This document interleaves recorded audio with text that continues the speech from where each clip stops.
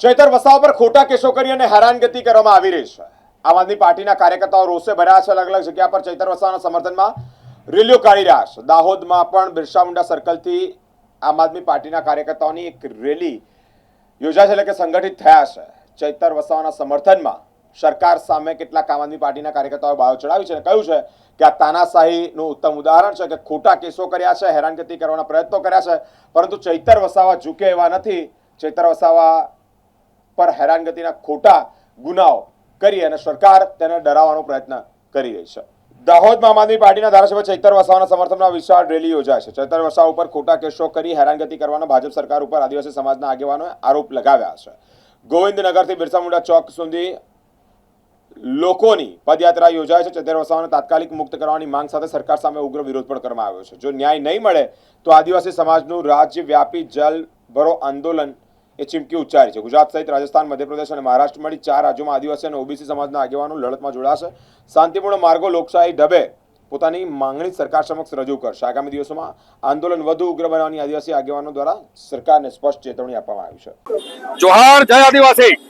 આપ સૌને ખબર છે એમ ત્યાં ગુજરાતની ઈડી ભાજપ સરકાર દ્વારા આદિવાસીઓનો અવાજ બનેલા ધારાસભ્ય શ્રી ચેતરભાઈ વસાવાને વારંવાર હેરાન પરેશાન કરવામાં આવ્યા। એમનો અવાજ અને આદિવાસીઓનો અવાજ રોકવામાં આવ્યો।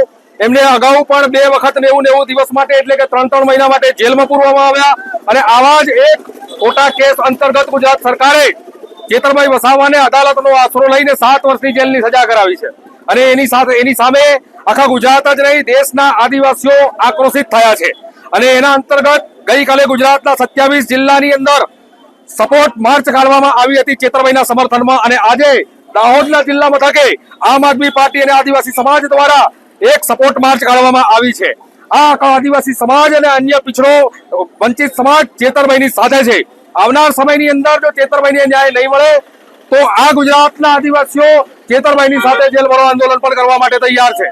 જોહાર, જય આદિવાસી। તમામ મીડિયાને પણ મારા જોહાર। આજે જે 3 દિવસ પહેલાથી જાહેર કરવામાં આવ્યું હતું એ પ્રમાણે આજે પદયાત્રાનું આયોજન થયું।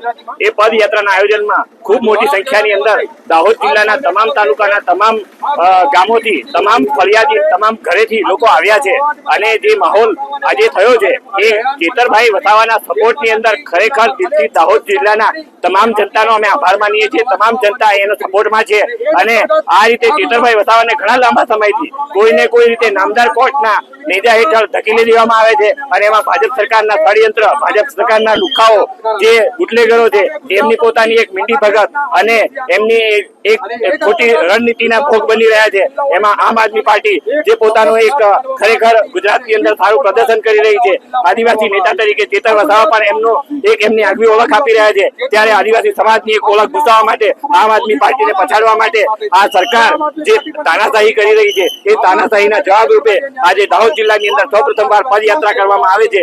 પણ ત્યાર પછી અમે દરેક વિધાનસભા વાઇઝ અને દરેક તાલુકા પંચાયત વાઇઝ, જિલ્લા પંચાયત વાઇઝ પણ અમે પદયાત્રાનું આયોજન કરવાના છીએ અને આવનાર સમયની અંદર ચેતર વસાવાનું સમર્થન ગુજરાતની અંદર નહીં પણ આખા ભારતની અંદર એક અનોખું અને વિશ્વની અંદર સર્વશ્રેષ્ઠ નેતા તરીકેનું અમે ઘોષિત કરીશું। જોહાર, જય આદિવાસી।